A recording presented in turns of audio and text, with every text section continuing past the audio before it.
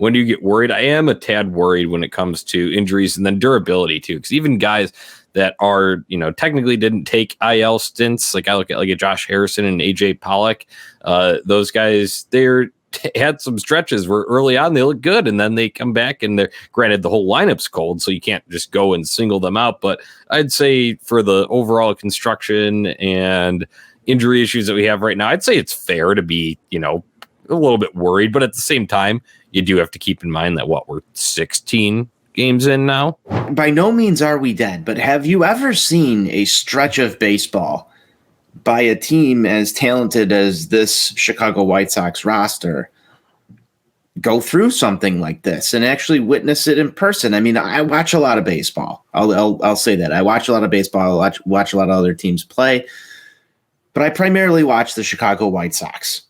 I can't remember a team that was this talented in my lifetime really just absolutely go through the motions, where even your star shortstop, I just got off of filming this documentary and being the face of the team last year and through the rebuild, lead the league in errors 16 games through the year with an absorbent amount, not just a couple.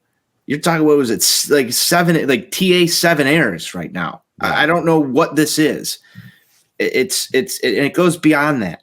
It goes to the offense, where they didn't. I don't even think they got a runner to third base today, Johnny. I don't think so either. No. There's little things like this that are eating at me. And even as somebody, and you can say this, I'm probably the most outspoken Tony La Russa supporter on Twitter.com outside of Kenwo. I don't even have anything to make an excuse for him right now. This is putrid. It's putrid baseball. It's upsetting to watch. It makes my eyes bleed. Yeah. I almost went to guest relations today to ask for a fucking refund. I don't know what else to do. So we went through something like this last year too. Towards the beginning of the year, or I think it was actually around May, if I remember correctly. Like right around this time, we had some discussions about some of the little league bullshit that was going on the diamond. Get upset about it.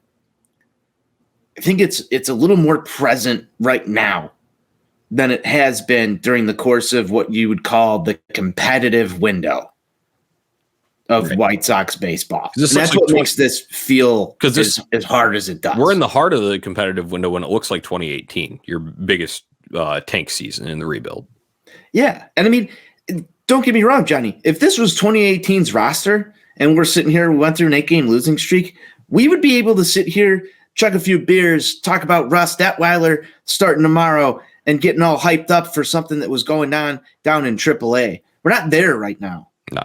This is like the serious baseball. That's why this is upsetting. That's why you've got people screaming for the manager to be fired. You've got people screaming for all sorts of, different changes throughout the lineup, like nitpicking every game. And I get that. As a White Sox fan, we were told that this was a year that we were supposed to be winning. What makes this even worse is something that we've even talked about back in 2018. Win your divisional games. All of these losses have piled up now against the AL Central for a team that is supposed to win the AL Central. That is what the most disturbing point of this entire losing streak is to me, is that this has come against divisional opponents and you're just giving away things at this point. I would rather this be on an interleague stretch. Like, the opponents that they're losing to right now are not the opponents that they should be losing to right now.